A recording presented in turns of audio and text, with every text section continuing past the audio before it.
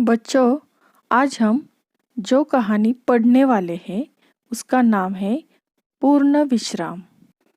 और इस कहानी के कहानीकार है सत्यकाम विद्यालंकार। तो अब हम इनका परिचय देखते हैं। इनका जन्म 1935 में लाहौर में हुआ है। आप सफल संपादक, लेखक और कवि हैं। सरल सुबोध भाषा और रोचक बोधगम्य शैली आपके लेखन की विशेषताएं हैं।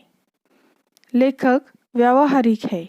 आपने व्यक्तित्व और चरित्र निर्माण पर अधिक बल दिया है। तो अब हम इनकी प्रमुख कृतियाँ देखेंगे। तो देखो, स्वतंत्रता पूर्व चरित्र निर्माण, मानसिक शक्ति के चमत्कार, सफल जीवन, यह लेख संग्रह है। वीर सावरकर, वीर शिवाजी, सरदार पटेल, महात्मा गांधी, इनका जीवन चरित्र है। तो अब इस कहानी का सारांश देखो। प्रस्तुत हास्य व्यंग कहानी के माध्यम से कहानीकार ने यह समझाने का प्रयास किया है कि जीवन की आपाधापी में विश्राम के पल मुश्किल से ही मिलते हैं।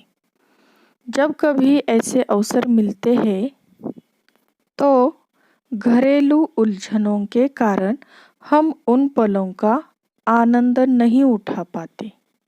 हास्य व्यंग्य साहित्य की एक विधा है। प्रस्तुत कहानी में कहानीकार सत्यकाम विद्यालंकार जी ने महानगरों के निवासियों की जीवन शैली पर व्यंग किया है। बड़े शहरों में लोगों का जीवन ऐसा भागदौड़ भरा होता है कि वहाँ विश्राम के लिए समय निकालना भी अपने आप में एक समस्या है। यदि समय निकाल भी लिया जाता है तो पारिवारिक उलझनें उस समय का आनंद उठाने में बाधक बन जाती है, जैसा कि लेखक के साथ हुआ। डॉक्टर के परामर्श पर चलते हुए लेखक बड़ी कठिनाई से जुहू जाकर 2 दिन विश्राम करने का कार्यक्रम बनाते हैं, परंतु घर की चिंता के कारण वहाँ से उन्हें उल्टे पांव वापस आना पड़ता है। तो अब हम इस पाठ के शब्दार्थ देखेंगे। देखो, निरोग अर्थात रोग रहित, पायधुनी अर्थात मुंबई के एक स्थान का यह नाम है। मुआयना अर्थात निरीक्षण, तसल्ली अर्थात आश्वासन। आगे देखो, धुकनी करना अर्थात हवा भरना, स्थगित अर्थात टालना, दत्तचित्त अर्थात ध्यानपूर्वक, परस्पर अर्थात आपस में, गुलबंद अर्थात सर्दी से बचने के लिए गले में लपेटने वाली ऊनी पट्टी। आगे देखो, बेदिंग सूट अर्थात समुद्र आदि में नहाते समय पहनने वाले कपड़े, बीमा अर्थात सुरक्षा, भुगतान अर्थात पैसा चुकाना, करारी अर्थात तेज।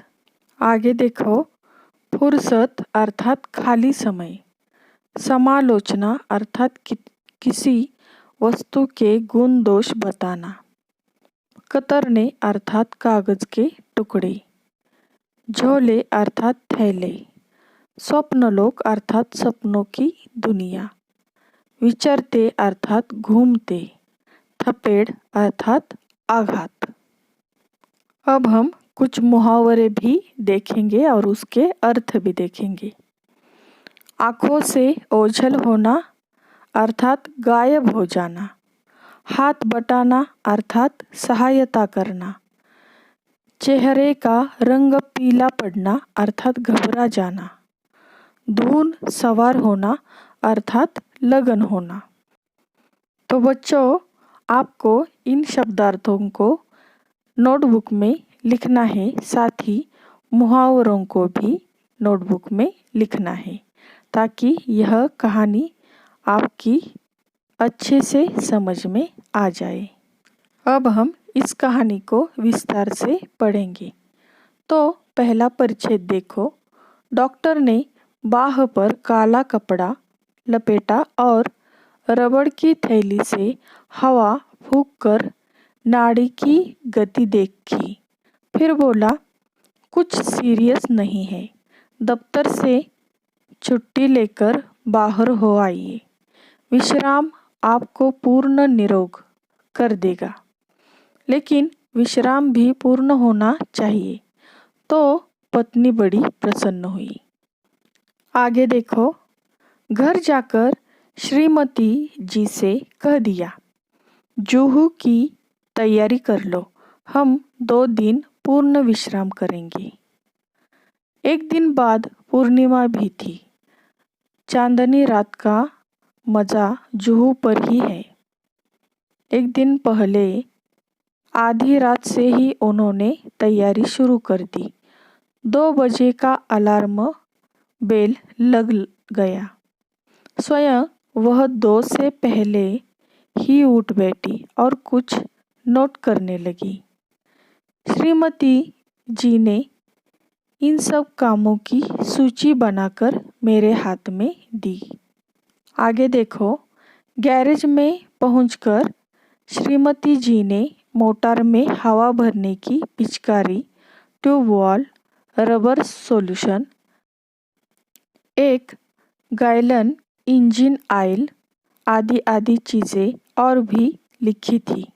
दिन भर दौड़ धूप करके पायधुनी से मिस्त्री लाया। सुबह से शाम हो गई, मगर शाम तक 4 में से 2 खिड़कियों की चटखनियाँ भी नहीं कसी गई। मोटर के लिए ज़रूरी सामान लाते लाते रात तक दिल की धड़कन दुगनी हो गई थी। रात को सोने लगे तो श्रीमती जी ने आश्वासन देते हुए कहा, कल जूहू पर दिन भर विश्राम लेंगे तो थकावट दूर हो जाएगी। आगे देखो। श्रीमती जी ने अपने कर कमलों से घड़ी की घुंडी घुमाकर अलार्म लगा दिया और खुद बाहर जाकर मोटर का पूरा मुआयना करके यह तसल्ली कर ली कि सूची में लिखा सब सामान आ गया या नहीं। सुबह 5 बजते ही अलार्म ने शोर मचाया। तो देखो बच्चों, लेखक कहते हैं, डॉक्टर ने बाह पर काला कपड़ा लपेटा और रबड़ की थैली से हवा फूंककर नाड़ी की गति देखी और फिर बोले, कुछ सीरियस नहीं है। हम बीपी देखते समय वो काला कपड़ा होता है, और जब डॉक्टर पंप मारते हैं तो वह रबड़ की थैली फूलती है और नाड़ी की गति उससे देखी जाती है। तो डॉक्टर ने क्या कहा कि कुछ सीरियस नहीं है, आप ऐसा करो, दफ्तर से छुट्टी लेकर बाहर हो आइए। विश्राम आपको पूर्ण निरोग कर देगा, लेकिन विश्राम भी कैसा होना चाहिए? पूरा होना चाहिए। तो पत्नी बड़ी प्रसन्न हुई। घर जाकर पत्नी जी से कह दिया, जूहू की तैयारी कर लो, हम 2 दिन पूर्ण विश्राम करेंगे। और उसके बाद क्या हुआ? एक दिन बाद पूर्णिमा भी थी। चांदनी रात का मज़ा जूहू पर ही है, और इसलिए एक दिन पहले आधी रात से ही उन्होंने तैयारी शुरू कर दी और 2 बजे का अलार्म बेल लगा लिया। और स्वयं वह 2 से पहले, कौन? श्रीमती जी उठ बैठी और कुछ नोट कर रही थी, यानी लिखने लगी थी। तो श्रीमती जी ने इन सब कामों की सूची बनाकर लेखक के हाथ में दे दी। तो गैरेज में पहुंचकर श्रीमती जी ने मोटर में हवा भरने की पिचकारी, ट्यूबवेल, रबर सॉल्यूशन, एक गैलन इंजन ऑयल आदि चीज़ें भी उस सूची में लिखी थी। दिन भर लेखक ने बहुत भागदौड़ की और मिस्त्री को लेकर आए। सुबह से शाम हो गई, मगर शाम तक 4 में से 2 खिड़कियों की चटखनियाँ भी नहीं कसी गई, यानी वह 2 खिड़कियाँ भी नहीं ठीक से बनी। मोटर के लिए ज़रूरी सामान लाते लाते रात तक दिल की धड़कन दुगनी हो गई। दिल की धड़कन दुगनी हो जाना यानी घबराना। और उसके बाद रात को सोने लगे तो श्रीमती जी ने आश्वासन देते हुए कहा, कल जुहू पर दिन भर विश्राम लेंगे तो थकावट दूर हो जाएगी।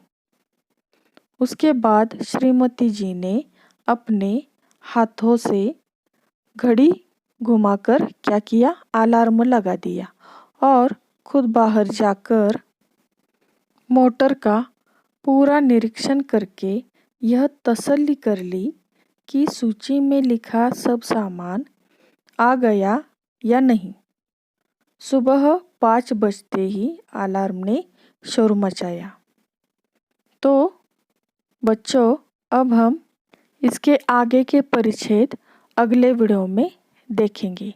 तब तक आपको शब्दार्थ और मुहावरे नोटबुक में लिखने हैं और मुझे भेजने हैं।